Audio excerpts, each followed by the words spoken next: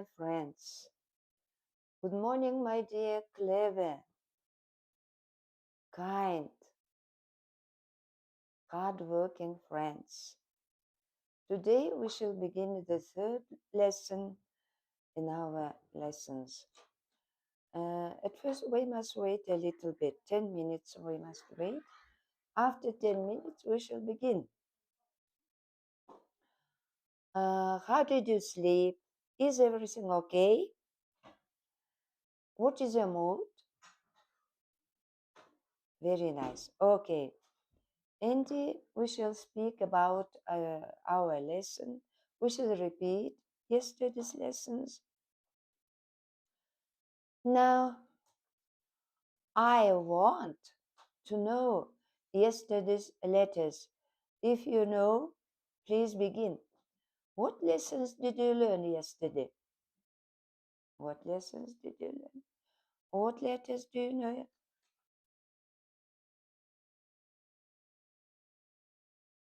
I love you, my friends, because you want to learn English very well.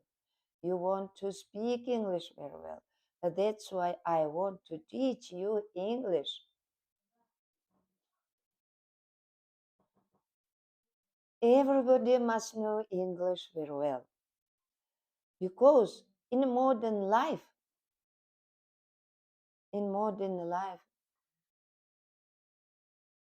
technology is growing very fast. Every new medical instruments, every new medical musical instruments, all kind of electricity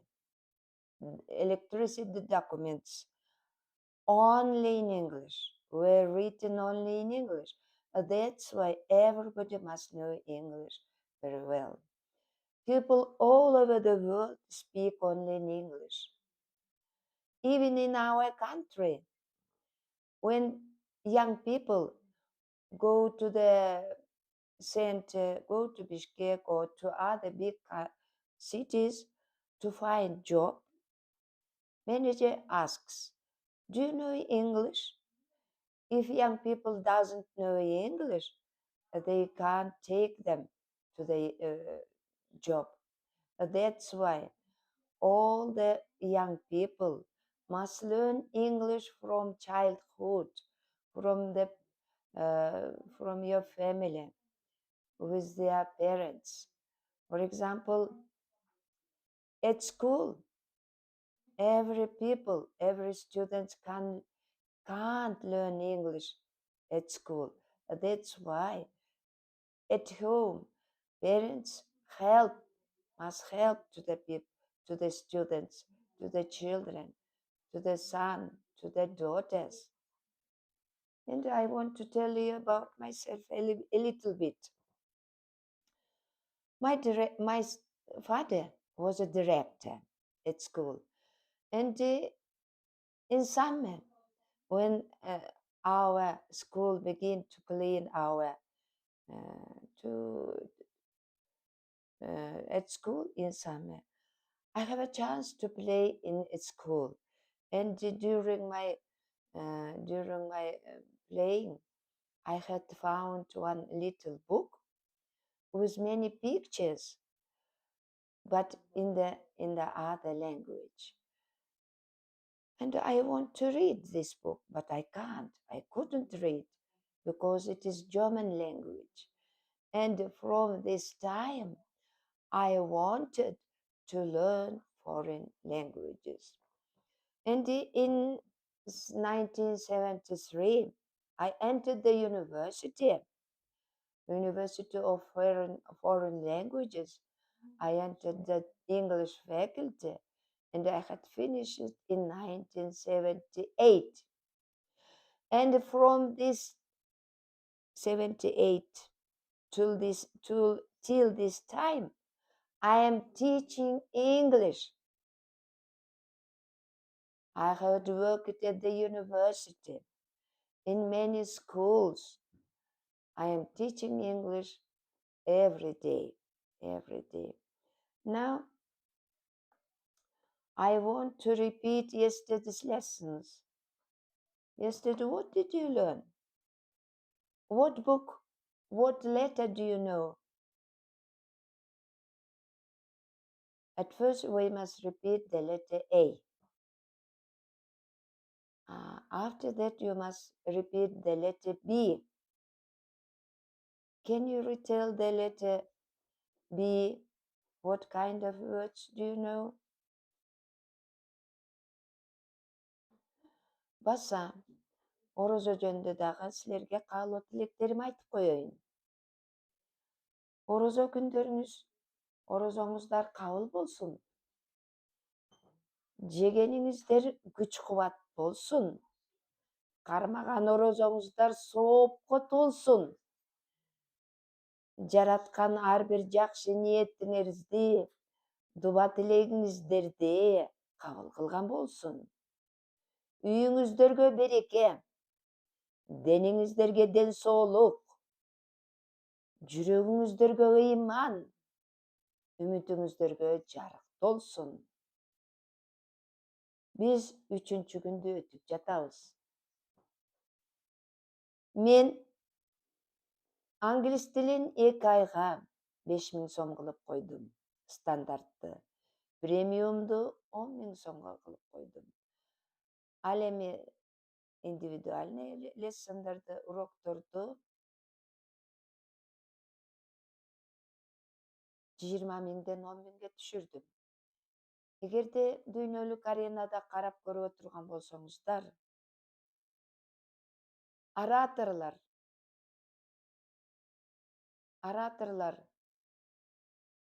ар бир саатына $10.000 алат. Ал эми мен 2 ай окутуп жатып, 2 ай ичинде сиздерден 5.000 сом эле талап кылам. Анткени мен англис тилди жакшы билгендиктен, менин практикам менен силерди англис тилин жакшы үйрөнүп алсын деген каалоо менен сиздерге үйрөтүп атам. Бүгүнкү өтүлүүчү тамгабыз C тамгасы. The letter C. C, we can read sometimes as a C. We can read sometimes the sound K. Because at the beginning, the letter before I, E, Y, we can read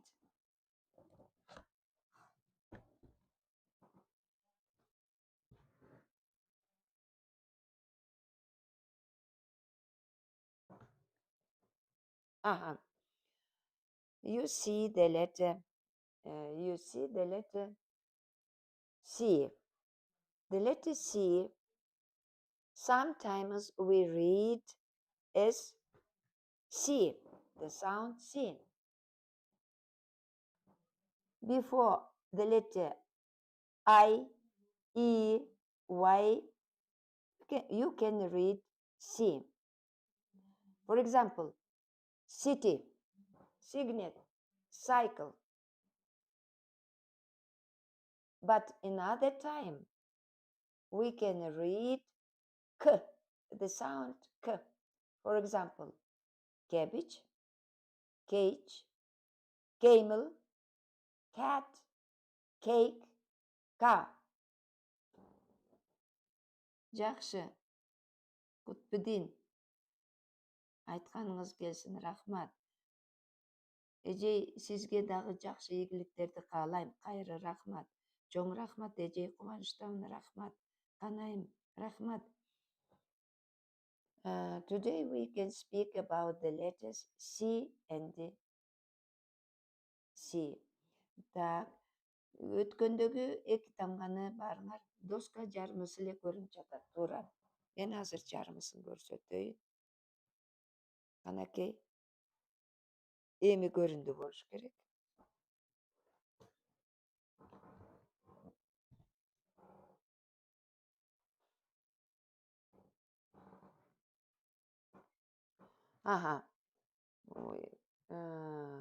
Ошондо кантип көрсөтсөк болот экен.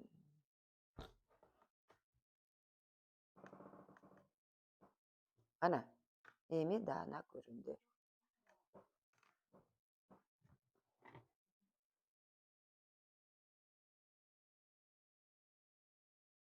Во, эми туура болду. Буга чейин биз эйди үйрөндүк, бини үйрөндүк, алардын окулуштарын үйрөндүк. Катыша албай жаттым эле, ишиңизге ийгилик. Туура, Нурайым. Сизге ушунча эмгек кылып бизге убактыңызды бөлүп жатканыңыз үчүн рахмат. Туура. Эми биз сини үйрөнүп атканда си тамгасы кыргыз тилинде с тамгасындагы, орус тилиндеги с тамгасы, англис тилинде си. Эми си эки түрдүү окулат дедим. Астында си, ай, и, уай тамгалары турса, си деп окуйбуз. City, сигнет, cycle которулуштары турат. Китепте көрүнүп турат. Ал эми экинчисинде ай, и, уай жок жерде cabbage, cage, camel, car, cake, ка деп окулат. Буларды биз китептен көрүнүп турат, котормосу жок эле, сиздерге түшүнүктүү болду. Биз буга чейин эки тамганы өттүк элек, кимде эсинде бар? Биринчи жолу катышып аткандар 1 деп жазып койгула. Ал эми 2 күндөн бери катышып жаткандар плюс койгула. Жаңы келгендер кана 1 деп койдуңарбы? Си туура. Эйбини өттүк. Сагын катышам дегендер мынакей. Бүгүн биринчи келген турбайсыңбы? Ай, Нура. 3-чү жолу туура Эльзада. Жакшы. Абдан түшүнүп. Эми буга чейинки тамгалардан кийин этиштерди өттүк элек. Кайсы этиштерди өттүк элек? Эсибизге салалы. Адегенде учурашканбыз. Кантип учураштык эле? Туура. Биз дайыма өзүбүз бирөөлөр менен жолукканда учурашуунун түрлөрү бар дегенбиз. Good morning, good day, good afternoon, hello, hi. Туура. Биринчи жолу Гүлзена Чубини өткөнбүз. Hello'ну өттүк. Hello, туура. 3 күн катышып жатам сагын, туура. Hi, туура. Эми местоименияларды да өткөнбүз. I, мен, you.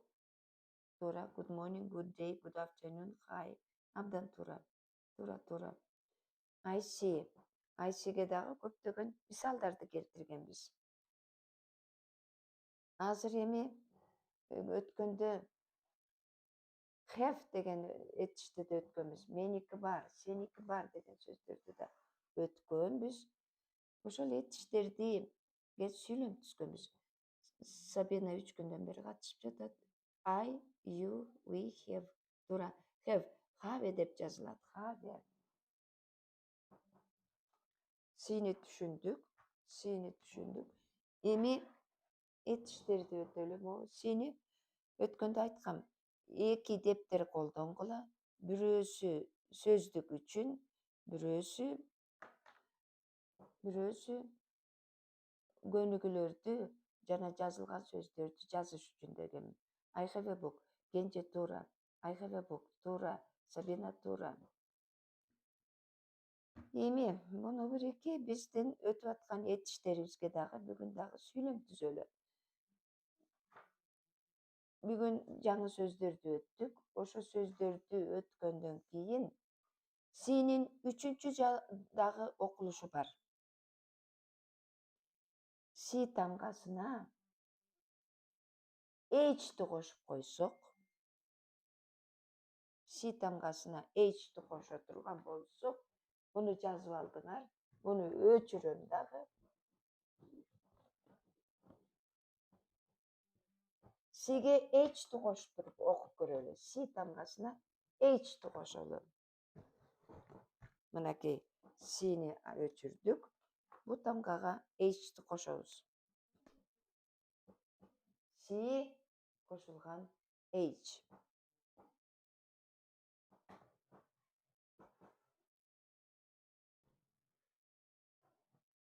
Onu ортосуна жазышым керек экен. Силерге көрүнүш үчүн мындай эле четке досканын көрүнүп турган жерине жазышым керек экен. Мына Сиге H'ти коштук. Көрүндүбү? Дагы көрүнбөдү. Эми көрүндү. Туура. Эми көрүндү. Бул Ч. Ч тыбышын берет. Ч. Ч мондай жазылат англис тилинде. Ч деген тыбыш ушул. Буга туура Ч деген тыбыш. Ч болуп окулат. Адеса туура айтасың. Туура. Эми ошого мисал келтиребиз. Chain. Chain'ден мисал келтиребиз. Chair, стул. Ошол. Ооба. Мына ошого мисалдар C менен кошулган H тамгасы окулду Ч. Chain, chair, chalk, chocolate. Мына сиздер көрүп турган тамга ушул. Кичине өйдөрөөк кылайын.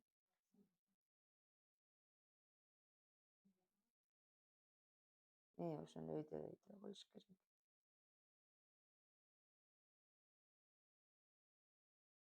Так. Эми силер түшүндүңөр. Дегенде C өзүнчө турганда I, E, Y'лар турганда окулду city деп. Ал эми бөлөк мезгилде К деп окулду. Андан кийинки мезгилде бул убакта C болду эле дагы. Андан кийин бөлөк тамгалар турганда мынакей толук көрдүңөр. Chain, chair, child, chips, chocolate. Бул үчүнчү түрүн окуп атабыз. Chain сүрөттө эмне болуп көрүнүп турат? Chain. Children дагы, check дагы, channel туура. Chicken мына эгерде C менен H кошулган болсо, chips ал туура эмес, ш болуп кетет. Эми бул сөздөрдү түшүндүк. Словарь дептериңерге жазып алгыла. Муну жазгандан кийин кийинкисине өтөлү.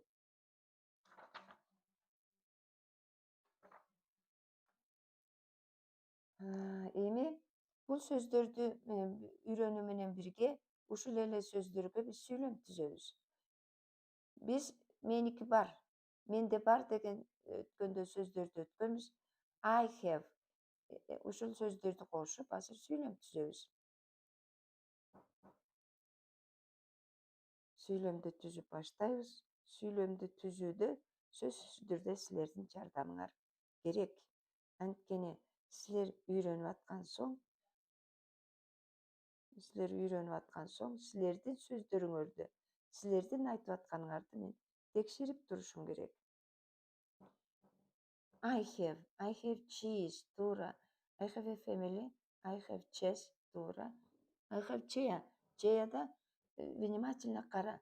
Chair деп жазылып турат.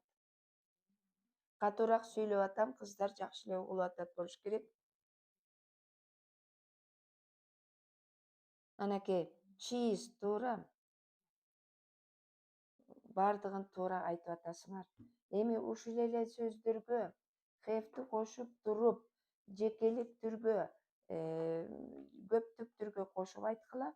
Мисалы, тиги баланын стулу бар, тиги баланын шоколады бар. Кантип айтабыз? Он имеет. У нее есть, у него есть. Биз биринчи жакты эле сүйлөм түзүп атабыз. I have. Эми he, she, it кылабыз. Канакей, he has. Туура. He has a chocolate. Эми ана эмейт. Ана эмейт. She has болуш керек. She. Ким жазып берет? She has.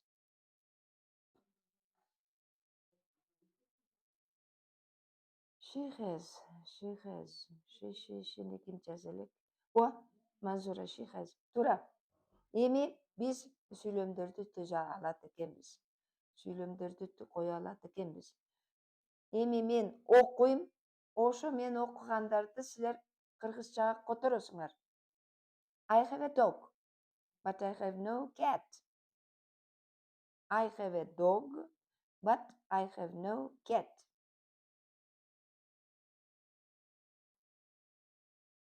Chocolate, туура, she has. Бул жерде he is have chocolate. Изди алып сал, из бул жерге кереги жок. She деп жазылыш керек. She, Айгерим she деп оңду. Менде ит бар. Туп-туура.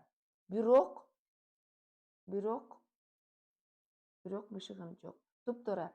Эми андан аркы сөздү окуйбуз. I have a kitten. I have a dog, but I have no gun. I have a dog, but I have no gun. Туура. Сагын туура. Мышык жок, туура, сагын. I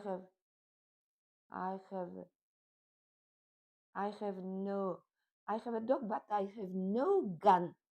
Gun деген эмне деген сөз? Gunды жазабыз. Gun.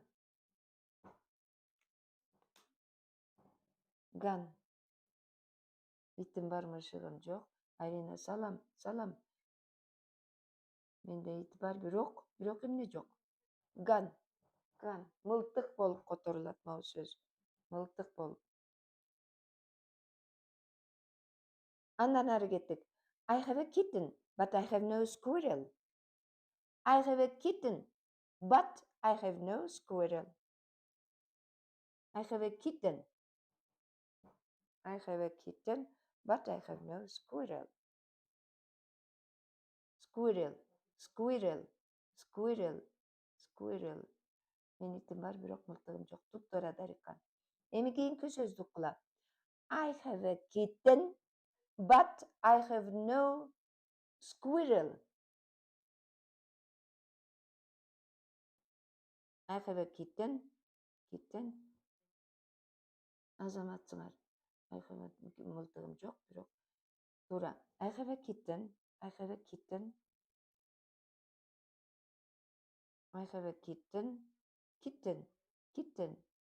Менде ит бар, бирок мылтыгым жок. Туура.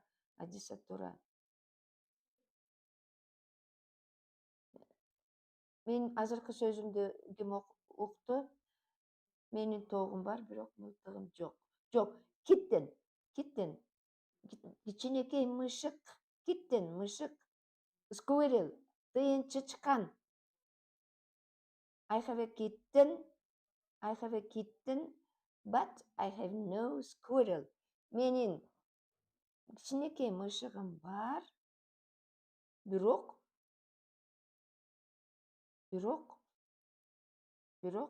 тыйынчычканым жок. Туура. I have a cup, but I have no spoon. I have a cup, but I have no spoon. Эми моорики сүрөттөргө карап ушундай сүйлөм түзөлү. I have a chain, but I have no dog. Эмне деп айттым? Менин мышыгым бар, бирок чычканым жок. Кружкам бар, кашыгым жок. Ай, Азамат, кайыр. Абдан туура айттың. Мынабаркы сүйлөмдө сүрөткө карап сүйлөм түзүп атам. I have a chain, but I have no dog.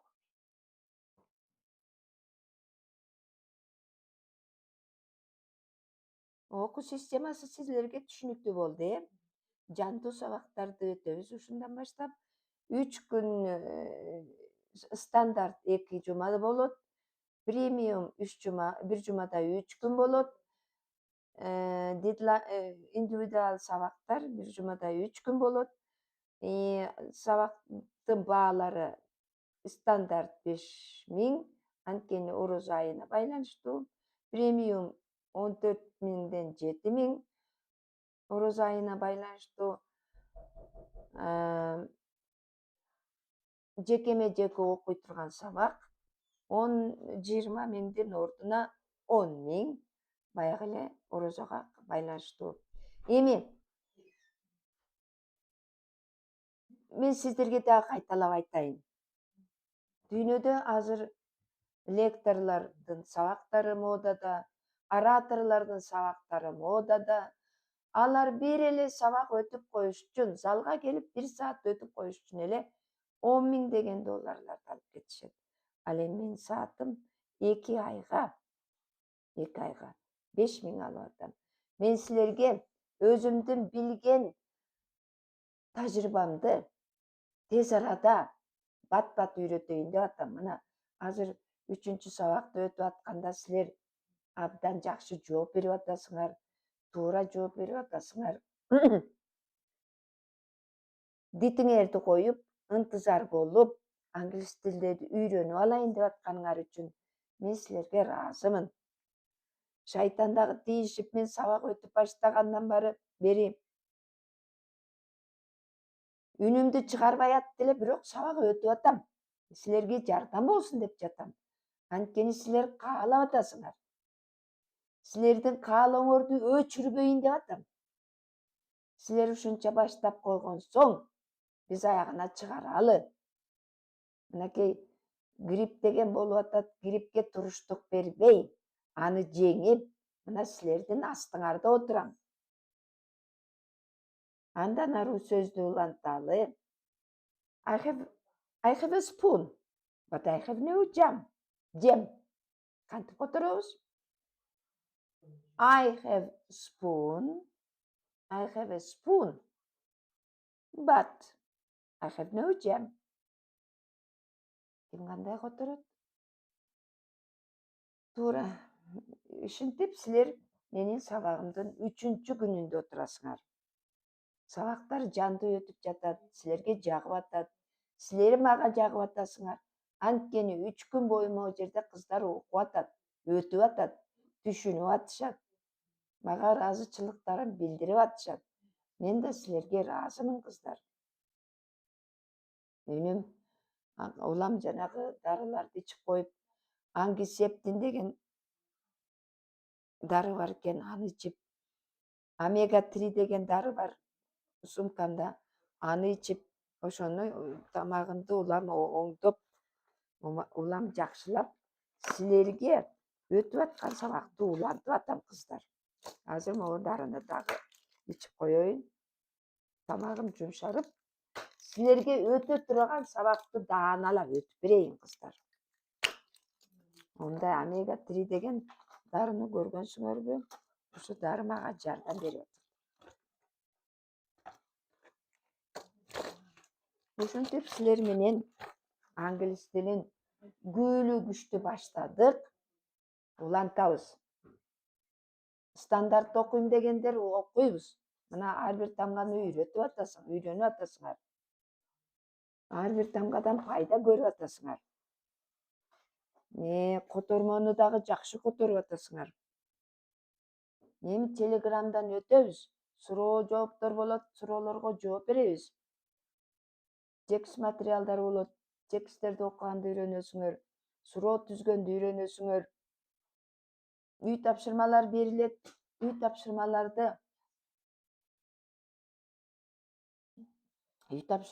аткарасыңар, стандарттарды түшүндүңөр. Стандарт 5 миң сом, премиум 10 миң сом болуп, 7 миң болуп атат. Анан кийин жанагы стандартка, премиумга, жекеме жеке окуганга катышам дегендер плюс коюп кете бергиле. Окуйм деп. Купить дегенди бассаңар. Купить дегенде ошо силердин окуй турганыңарды билем. Так, эми андан ары уланталы. Жанагы Хеске сүйлөм түздүк. Эми суроолуу сүйлөмдөр түзөлү.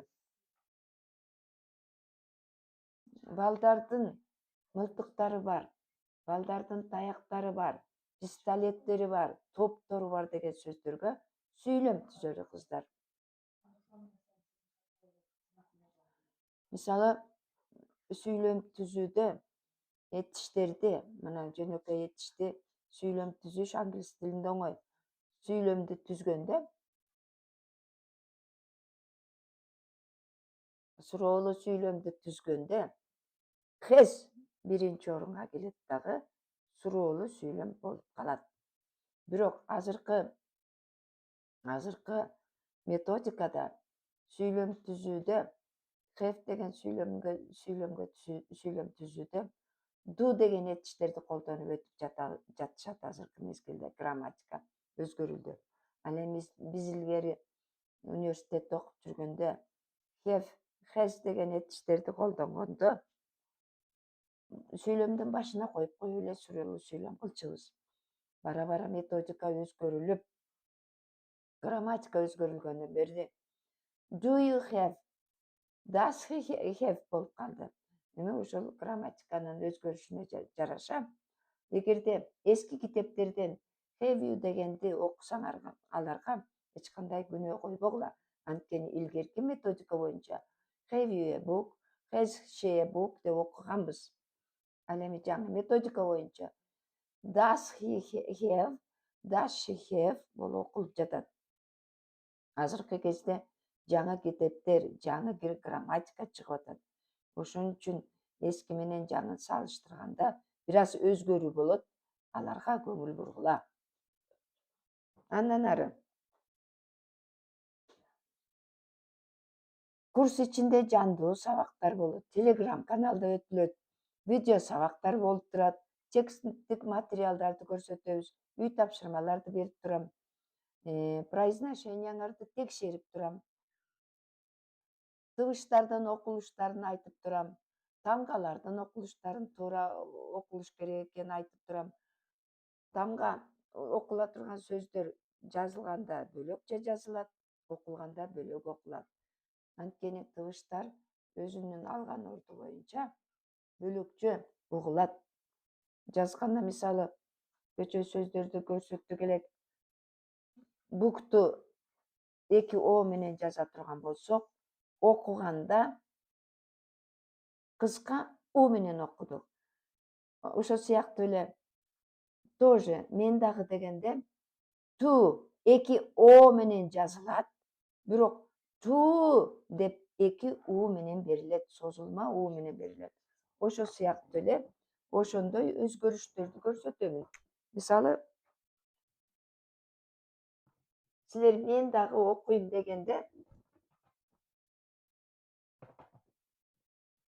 мисалы, ту деген сөздү ала турган болсок, мынакей. Бук сыяктуу эле ту дагы 2 о менен жазылат. Жакшылап жазып коелучу. Жакшы болбой калды. Ту. Бирок транскрипциясы Т, У, созулма У. Буктуку Б, У, К. Мына англис тилинде сөздөрдүн окулушу ар түрдүү берилет. Ошолор кантип окулат, кантип произношениясы келет. Ошонун баарысын жандуу окуп үйрөнөбүз. Произношенияга көп көңүл бөлөм. 3 күн вебинарга толук катышкандарга китептер берилет. Жеңилдик берилип атат 50%. Баалуу белектер болот. Курс алгандардын ортосунда 2 орунга кошумча скидка болот. Китептер берилет. Мына биз эмне үчүн англис тилин окуп атабыз? Курс алгандардын ортосунда 2 орун кошумча скидка болот. Анан китептери берилет. Англис тилин эмне окуп атканыбызды түшүндүк, Англис тилин кимдер окуш керек? Англис тилин үйдө отурган энелер окуш керек. Анткени ар бир үйдө балдар бар. Мектепте окуган балдар бар. Университетте окуган балдар бар. Ошо үйдө отурган энелер балдар менен кошо англис тилин үйрөнбөсө, мектептеги англис тилин окуган жетишсиз. Анткени англис тилинде мына азыр мен айткандай жазылышы бөлөк, окулушу бөлөк. Мугалим тез доскага жазып, тез өчүрүп коет.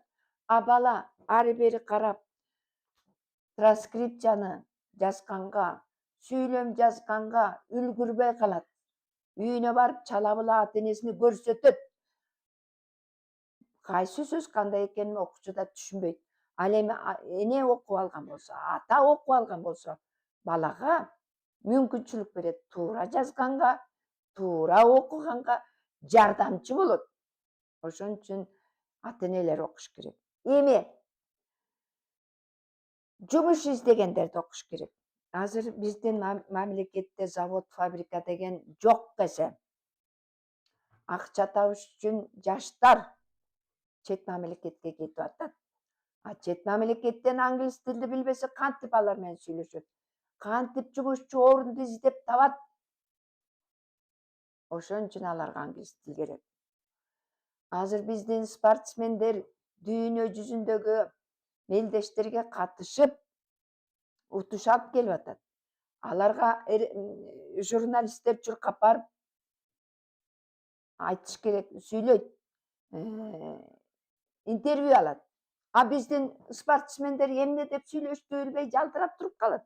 Кантип ашыкканын айта албайт. Тренер ким экенин айта албайт. Кыйналат. Айласы жок, алар дагы котормочу жалдайт. А котормочулардын заманы болуп калды азыр. Котормочуларга абдан көп акча короптуп, зарпташып, котормочу жалдайт. Ошон үчүн спортсмендерге дагы англис тил керек, окуучуларга керек, жаш энелерге керек,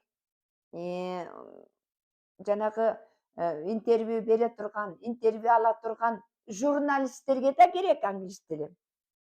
Анткени спортсмендин жанына барып, ай сен кантип мелдешке катыштың деп сүйлөш үчүн жанталашып, жанагы словарь китепти алып окуп отургуча такылдап өзү сүйлөп турганы жакшы да. Англис тил дагы шопурларга да керек. Азыр дүйнө жүзүн кыдырып калган. Башка жакта иш издегендер үчүн дагы англис билген аябай зарплатаны көп төлөйт. Мисалы, англис тилин билип алып, бөлөк мамлекетке барса, айдоочу болсо, ишканаларда иштеген болсо, англисче так жооп бере ала турган болсо, айлыгын 2 эсе көп төлөйт. Англис тилин билбей туруп, дум болуп барып, анан кийин алардын сүйлөгөнүн түшүнбөй турса, айлы жок, айлыгы аз. Мына ошого да керек. Эми биз курортный зонада турган соң, биздин Кыргызстан өзү эле туризмге ылайыкташкан мамлекет. Биздин баардык кооз жерлерибиз, тоолорубуз, токойлорубуз, жаңгак токойлорубуз, көлдөрүбүз туристтерге абдан кызыктуу. Ошон үчүн туристтерди жеткирип, бияка айдап келип туруш үчүн биздин шоопурларга дагы англис тили керек. Мисалы, биздин Кыргызстанга келген туристтерди шопурлар айдап келет дагы мени чакырышат. Ай, могуну которуп берип койчу, бир жака баргысы келип атат, бирок түшүнбөй атам деп. Демек, карагылачы, кайсы кесипте болсо дагы англис тили керек.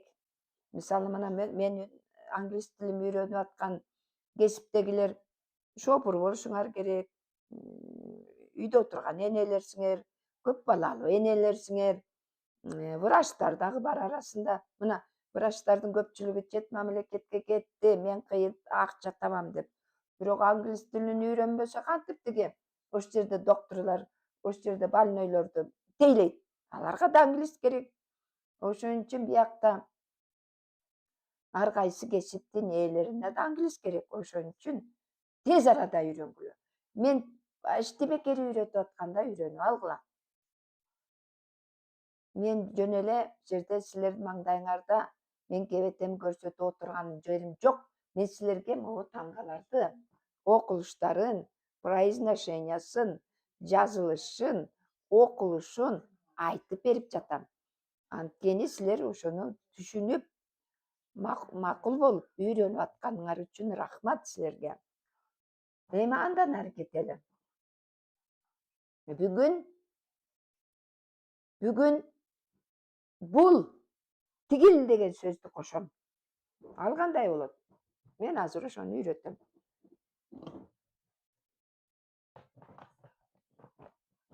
Мисалы,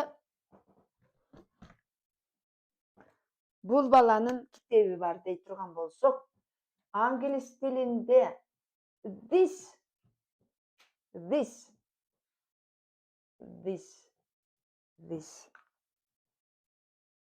жазылышын да кошо айтайын. The is this.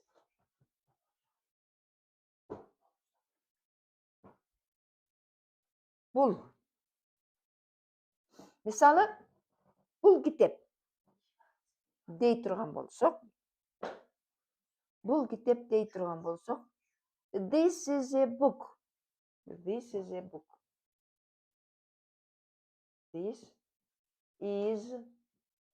a кечке букту айта бербей бөлөгүн айтайынчы. Бул бака дей турган болсок. This is a frog. Баканы баарыбыз билебиз. This is a frog. Түшүндүк. This is a frog. Жазылышы, китепте жазылышы this, айтылышы this. Моореки тыбыш т дагы эмес, д дагы эмес. Экөөнүн ортосундагы тыбыш this.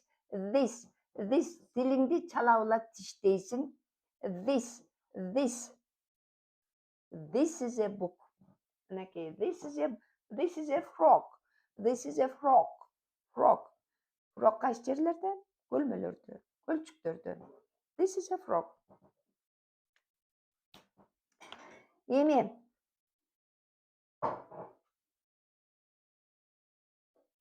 биз мисалы кухняда итиштер көп. Айтам. This is a dish. This is a dish.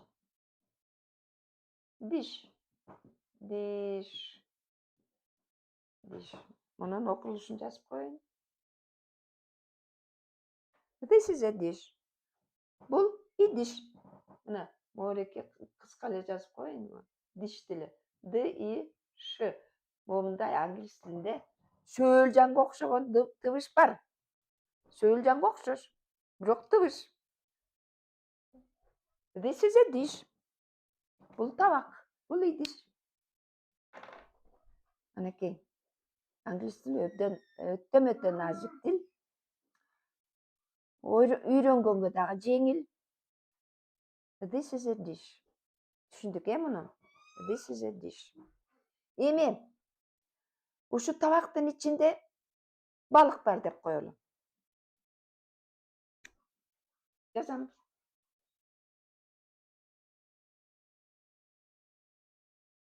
The fish is in the dish деп жазайынчы. Могу дишти түшүндүңөрбү? Словарыңарга жазып алдыңарбы? Жаздык. This деген бул. Указательное местоимение деп коет. Указательное местоимение дейт буну. Эми дишти түшүндүк. Эми табакта балык жатат деген жазып коеюн мисалы. The fish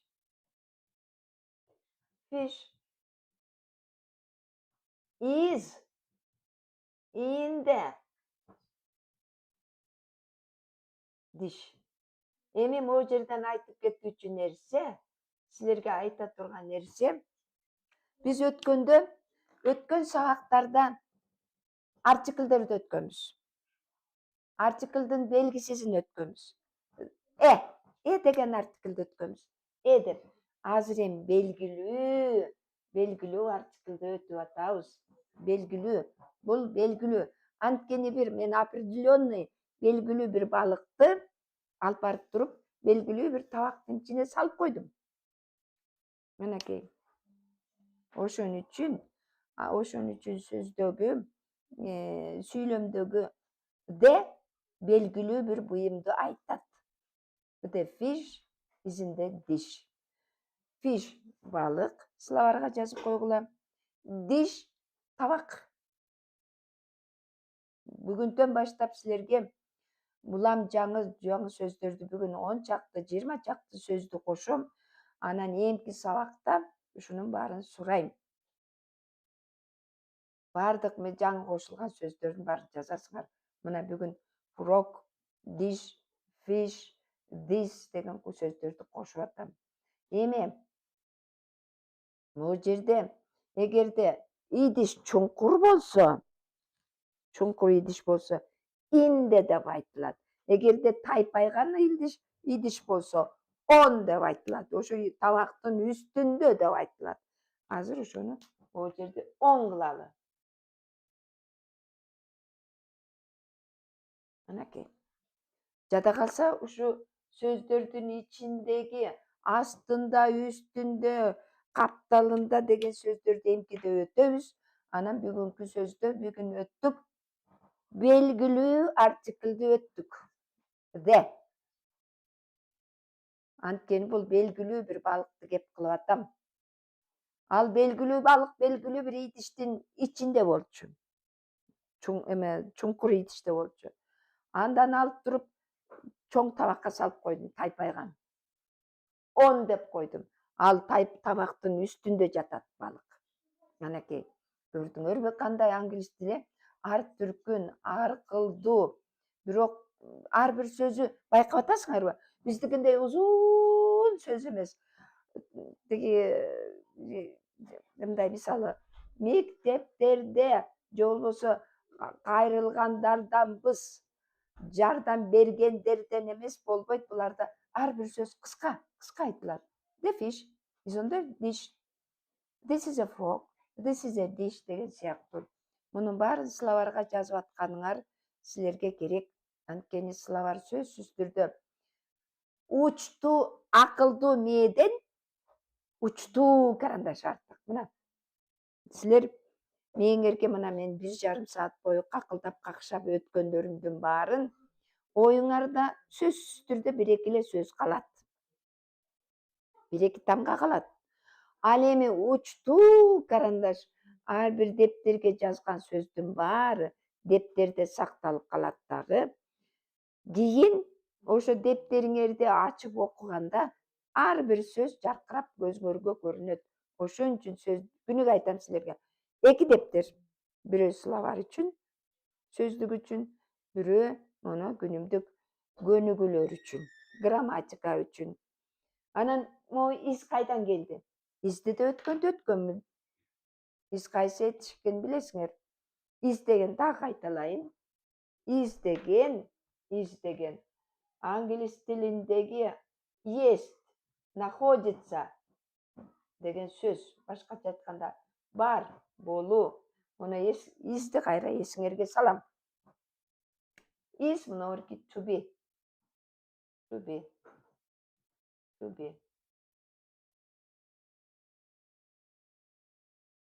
Болуу, бар деген сөз. Муну досконально которсок, the fish is on the dish деген балык бар үстөл табактын үстүндө. А бирок биз англис тилиндегидей бар деп айтпайбыз. Табактын үстүндө балык жатат деп эле коебуз. Которулушу такыр бөлөк мааниде которулат, бирок англис тилинде баарыки моюн, сүйлөмдүн мойну ушул. The fish is on the dish. To be кайрадан кайталайын. Жекелик түргө am. Экинчи жакка сылык түрүндө, жекелик түрүндө a. Ал эми on, ана, оно дегендерге on Эмне үчүн а дегенде эле онду жазам? Анткени бардык мамлекетте, бардык өлкөдө а дегенде эркек киши биринчи орунда туруш керек. Андан кийин аял киши кетиш керек. Анткени эркек баш, аял моюн. Ошон үчүн дайыма хиден баштайм, анан шини айтам, анан ит бул жанагы жансыз буюмдарга оно деп которулат. Анан I am болду, you are болду. Эми могуреки үчүнчү жакка он, ана, оного is мынакей is. Ошондо могуреки балык тарелкада жансыз болуп жатат да. Жансыз болгондуктан it is the fish is болду. Түшүндүкпү муну? Мына ушундай биз to be'ни өткөнбүз. To be эми көптүк түрүндө кайталап коелу. We, you, they. They болгондо бардык мезгилде учур жакта аре. Башкача айтканда а. Мына to be'ни улам силерге эсиңерге салып атам. Бул дүйнөлүк аренада мен бар, I am a teacher, I am a student, I am a girl дегенде биринчи орунда эм тура тургандыгын эсиңерге сактагыла. Муну жазып алдыңар, өчүрөм. Анткени андан кийинки өтүлө тургандагы сөздөр көп. Ошентип стандартта ушинтип башынан баштап окуйсуңар. Премиумда сразу эле грамматикага, тексттерге өтөбүз. Жекеме-жеке окуганда бетме бет могуруки Zoom аркылуу произношенияңарды көрүп, 3 күн вебинарга толук катышкандар китептерди алып, мына могуруки стандартка катышып аткандар онлайн китеп окуйсуңар. Ал эми 3 күн катышкандарга китеп белекке берилет, розыгрыштар болот, 50% жеңилдик болуп атат. Ошентип силерге бир топ пайда болуп атат ушу ороз айына туш келгениңер үчүн. Биз могу to be'ни жазып койдук, To be'ни жазып алдыңар.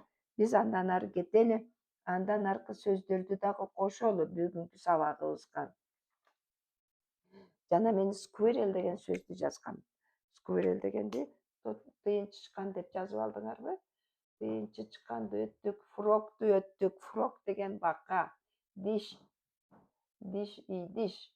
To be'ни өттүк, to be'ни түшүндүк. I am a teacher, I am a student'ти түшүндүк. Эми бүгүн биз өтө тургандарыбыз girl, boy, жана he, she деп атканбыз. Эми girl, boy деп өтүп баштайбыз. Тиги кыз, бул бала деп. This boy дейбиз мисалы. This boy, бул бала. This boy акылдуу дей турган болсок кантип айтабыз? This boy кайсы этишти коебуз могу жерге? Этиштин кайсынысын коебуз?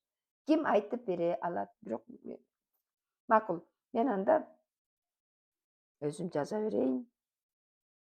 This boy is clever. Бул бала акылдуу. Бул бала акылдуу.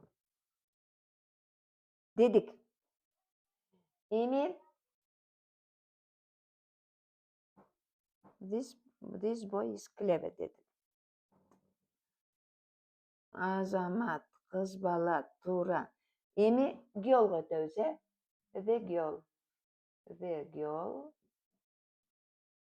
The girl is эмне деп коелу бу кызды? Чоң дейлиби, кичине дейлиби? Туура, clever аягына р жазылат. Кенже рны унутуп калыптырсың. The girl is big деп коелу. Бул жерге батпай калат. The girl is big. Эмне деп которулат? The girl is big.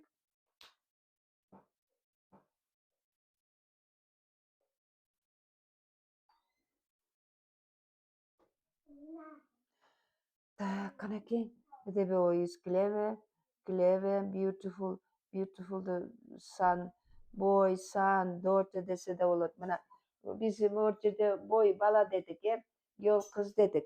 Эми бала дегенди son деп да айтсак болот, girl'ды daughter деп да айтсак болот, кыз дегенде биз оңой жеңил түрлөрүн жазып атабыз, boy, girl деп. Эми булардын туура, абдан туура. Бул кыз чоң, туптуура айтасың.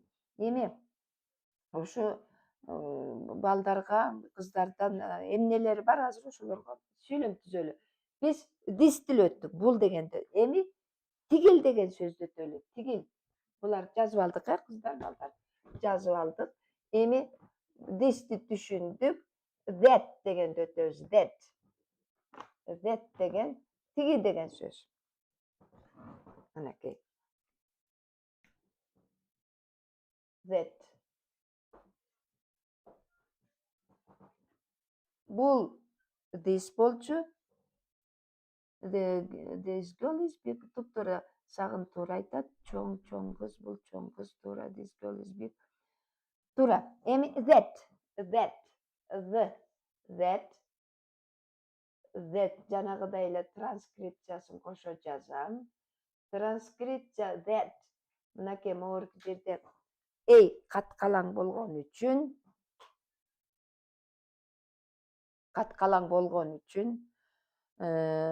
that деп окудук. That.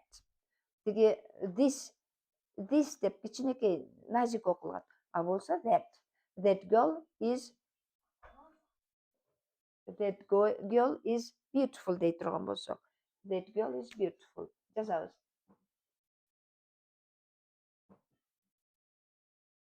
That girl is beautiful. Beautiful деп жазылат. Beautiful. Дедик. Анакей, ошентип биз бүгүн көп нерсени өттүк. Тигилди өттүк, булду өттүк. Си буквасынын кантип жазылышын, айтылышын, котормолорун өттүк. Эми биз деген өтө 3-күндүн сабагын бүтүп атабыз, аягына чыгып атабыз. Англис тили эмне үчүн керек экенин түшүндүк, Англис тил баардык жаңы жашоодо, мына современный мирде баарына керек. Баардык адамдарга керек. Үйдө отурган энелерге да керек. Окуучулар эмне үчүн мектептен жакшы түшүнбөй калат? Анткени мектепте азыр 30-40 балдар бар бир класста. Астында бир 2-3-ünө англис тил жетет. Мына биринчи катарда отурган балдар доскага жакыныраак отуруп, эмне жазылып атат, эмне айтылып атат, и то ойнобой отурса, бири-бирин алаксыбай отурса, ошолор окуп калат дагы. Калган 38-дин 3 баласы, 4 баласы окуса, калган балдар окубай эле кетет дагы, үйүнө барганда ата-энесин кыйнайт. Буну эмне деп жаздык элек, кантип жаздык элек, мен түшүнбөй атам, эжей өчүрүп салды. Баардык балдардын жообу ушу да. Мен жазайын десем, эжей өчүрүп салды. Мен жетишпей калдым. Любой окуучуда мен ушуну угам. Анан ошондуктан ата-энелер сөзсүз түрдө балдарын окутуш үчүн англис тил керек. Бул бир. Экинчиден, студенттерге керек. Үчүнчүдөн, жумуш издеп чет мамлекетке кеткен балдар үчүн, жаштар үчүн керек. Анткени чет мамлекетке барганда алар англис тилин эгерде жакшы билип барса, алган айлыгы 2 эсе жогору болот. Эгерде билбей туруп барса, кыйналышат алар, кыйналышат. А десе Б деп турса, жумуш берген кишилер деле тажайт алардан. Ал эмес, могу бизден эле Кыргызстанга жумушка орношоюн десинчи балдар. Менеджерлер сурайт, жумуш ала турган кишилер. Сен англис тилин билесиңби? Компьютерде иштегенди билесиңби? Билбейм десең, бар үйрөнүп кел, бар. Кетирип эт. Мындай случайлар көп болду. Андан кийин туристтердин заманы болуп калды. Туристтер биздин мамлекетке байма-бай келет. Жайында биздин Чолпон атага киши басканга жер жок калат. Ушунча көп туристтер келет. Ошолорду тейлеген адамдарга, дүкөнчүлөргө да керек, шопурларга да керек. Үйлөрүнө киргизе турган үйлөрү бар, коттедждери бар адамдарга да керек. Мына, демек англис тили бардык адамдарга керек. Ошон үчүн бардык адамдар англис тилин жакшы билип албаса, 3 күндүк вебинарга толук катышып аткандарды мына көрүп атам. Элиза, Кайыр англис тилине баарыбыз муктажбыз. Эң керектүү тил. Ой, ушу Кайыр азаматсың, молодец, туптуура айтып атасың. Ооба менин балдарымдын жообу туптуура ошентип эле айтат. Анткени мен үйлөрүнө барып да балдарды окутам да анан. Балдар айтат: "Ай, эмне жазбай келгенсиң?" Жок. Эже досканы мен жаза электе эле өчүрүп салдым. Бүт сплошь и рядом ушинтип айтышат. Анткени балдар чет тилди өтө жай жазып, ар бир тамганы жазыш үчүн досканы карайт. Жазат, досканы карайт. Аны мугалим күтүп отурбайт да.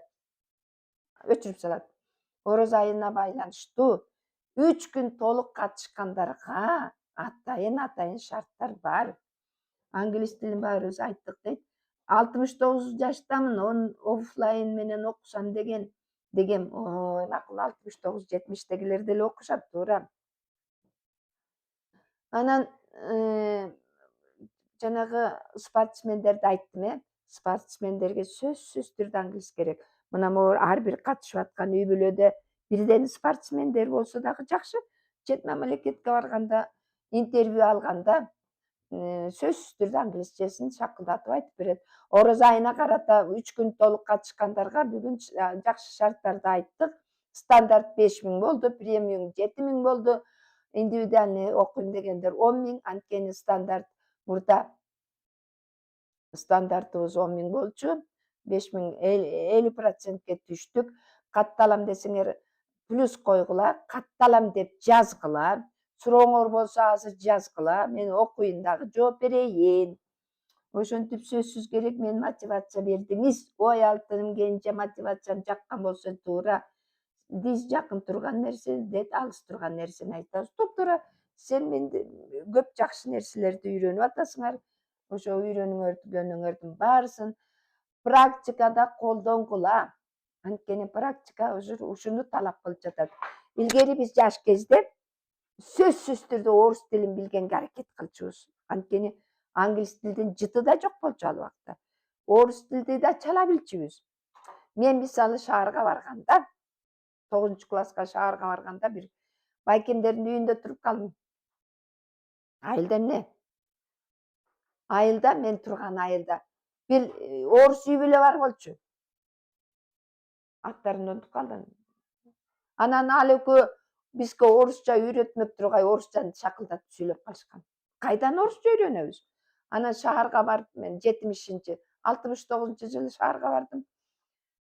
Троллейбуста кирген чыккан жери кантип айтылат десе билбей койгом. Үйгө барып, мен эжем сурап атпайбы? Чыгуу деген кантип которулат кыргызча, ой, орусча. Кирүү деген кантип жазылат экен десе, мен мээм ооруп калган.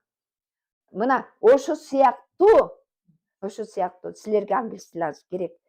Катышам дегендер купить дегенди баскыла. Купить деген точканы басып тургула. Ошондо силер катышасыңар.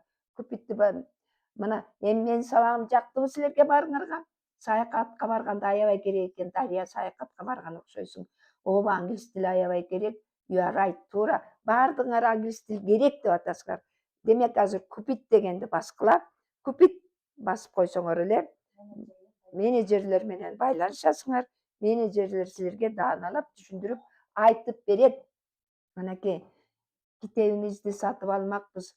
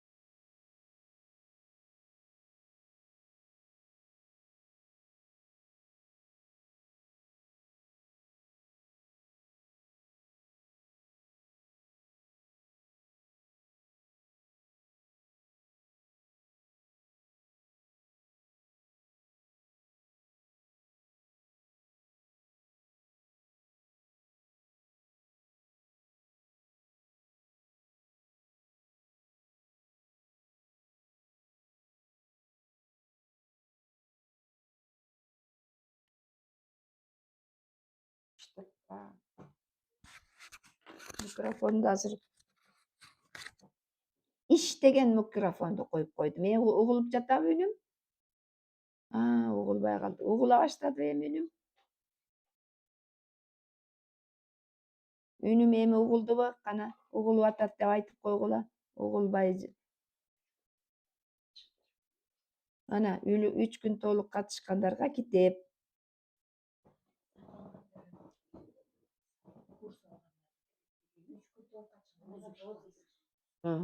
3 күн толук катышкандар мына азыр могу жерден китеп бериле турган болду. Сурооңуз болсо жазгыла.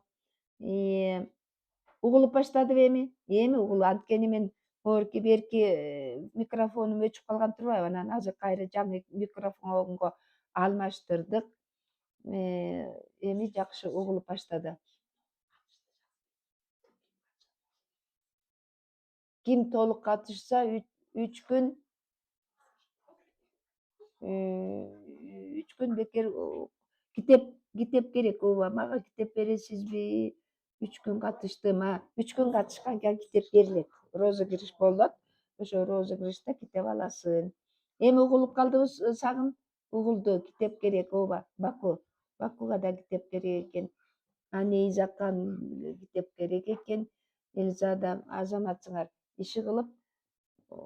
Кана азыр угулдубу? Китеп керек. Туура баарыңарга китеп керек. Китептин словари бар. Китептин словарин аягына чейин словарь кылып жазгам. Нейзаканды 3 күн көрдүм, угулду. Сабинага. Китеп керек. 3 күн катышкандарга розыгрыш болот. Китеп берилет.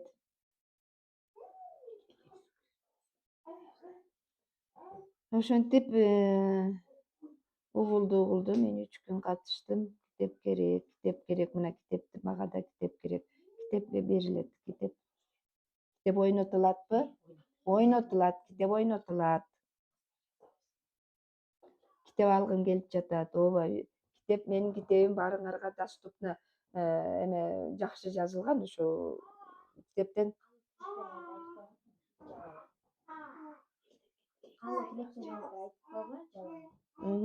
Макул, анда ошо менен сабак бүтүп бараткан экен. Мен дагы улантабызго деп ойлогом. Сабак бүтүп бараттыр. Каалоо тилектериңерди айтып койгула. Каалоо тилектериң менен айткандан кийин сабакты жабалы. Сабак ошо менен. Катталгандар плюс калтырдыңар. Катталам деп жаздыңарбы? Сурооңор болсо жазгыла. Мен силерге чын дили менен ыраазымын. Мен силерге абдан ыраазымын. Анткени 3 күн бою жакшы катышып отурдуңар. Убактыңарды бөлүп, баарын тыштап коюп, мага көңүл бөлүп катышып отурганыңарга чоң рахмат. Мына эмесе эмки сабакка жолукканга чейин.